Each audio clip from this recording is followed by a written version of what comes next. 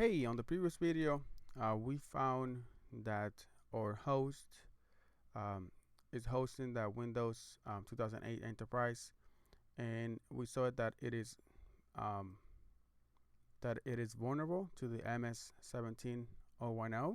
So what we're going to do now is we are going to try to exploit it, and so for that we are going to be using another module. So the module that we're going to be using, it is not going to be this scanner over here. So what can you do from here? What you can do is, this is one of the things that I love um, Metasploit for. So even from here, you don't need to go back and then search. From over here, you can just do search, and you can just search for like MS-17, and let's see what we find. So when you search for that, you can see that you're going to see a bunch of auxiliary, but we're not going to use that because we already used one, and we know that it found that it is vulnerable. So now we are going to use some of the exploits, and the one that I actually want to use is the PSExec. I mean, you can use any of the other ones over here.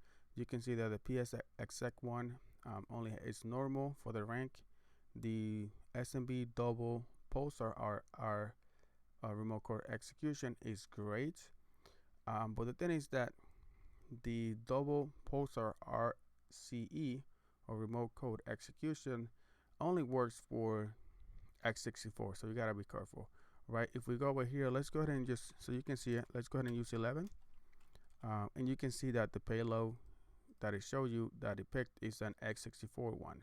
So that's not going to work for my server because my server is an x86, right? If you also do a show payloads, from here you can see all the payloads that you can use for this module that we use, show payloads.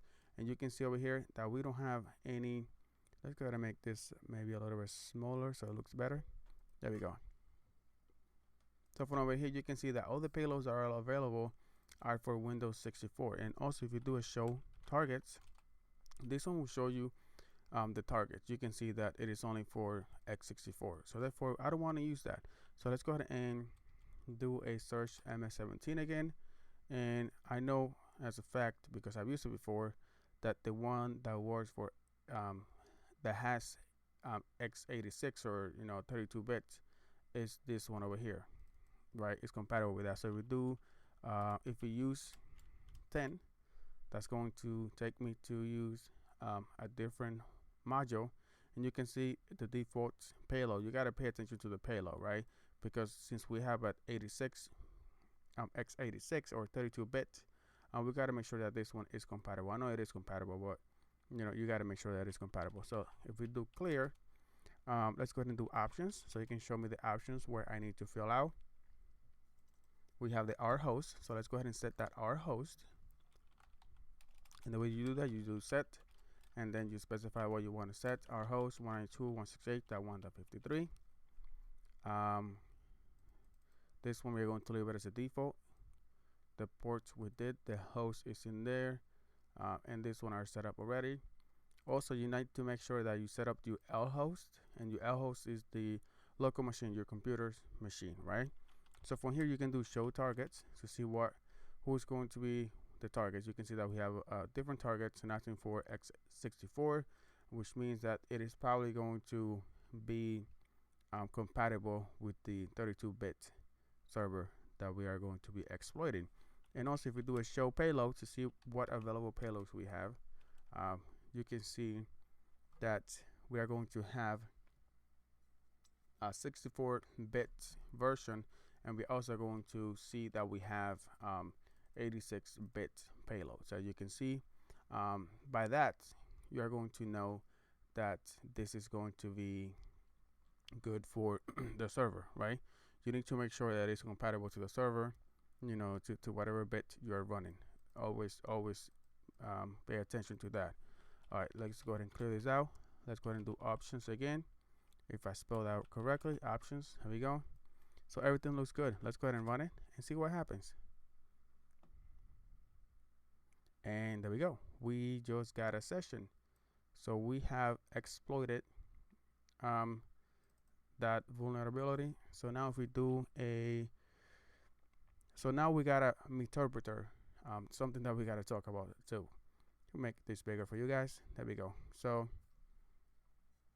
a meterpreter is basically it's like an advanced, dynamically and extensive, and a really extensible payload that uses in-memory DLL injection stagers. And with meterpreter, it's basically like a shell on steroids. You can do a lot of stuff if you get a meterpreter. You can do there's a lot of post modules that you can use with meterpreter, and we are going to be using those on the upcoming video. So we are going to be doing some enumeration. We are going to see who we are and all that stuff. But let's go ahead and give you the basics now. Always do help. Help is going to help you a lot. So we do a help. We can see that we can do hash dump, but be careful with that because you first need to have admin credentials. So we don't know if we are an admin yet. You can get system. You can do play to play some sound. If you want to freak out whoever is in front of that server, you can keyboard send. You can send send keystrokes. You can screen share. You can take a screenshot.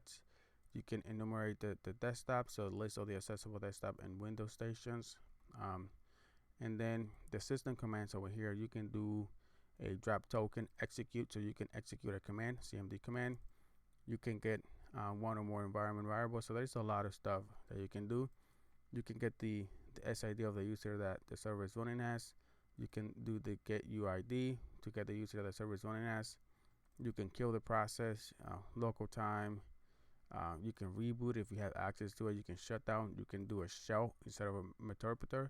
So if you want to get rid of the meterpreter, all you have to do is just do a shell, and that will take you back to like the CMD command line.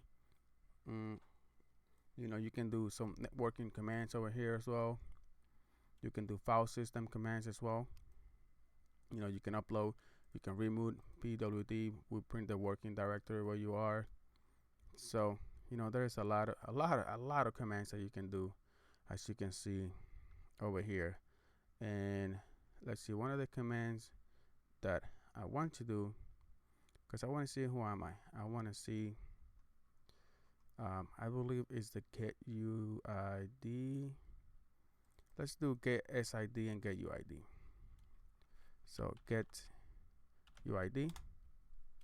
So we are the anti-authority system, which means that we are a local admin on that machine. And if you get the what was the other one that we can do is the get. So we did the get UID. We can also do the get SID. I thought I did get SID. There we go. So that's the SID. And one of the things that I really like about meterpreter is that you can just background it. Backgrounder, basically, it will just take you back to Metasploit, and from here you can search for like modules that you can run, and then you can execute those on that session. And the way that you go back, or that if you want to list all the sessions, you can do sessions I, and you can see that we have a session. It is the anti-authority system at file share, and it will tell you where your connection is and where it is connected. You can see that it is an x86, and if you want to go back, all you have to do is specify which one you want to go back to, right, by the ID. Because if you have like 20 of them, you want to specify which one you are. So therefore, I want to go back to that one, and I got back to that one. And you can see that we are back to the get UID. We are the anti-authority system.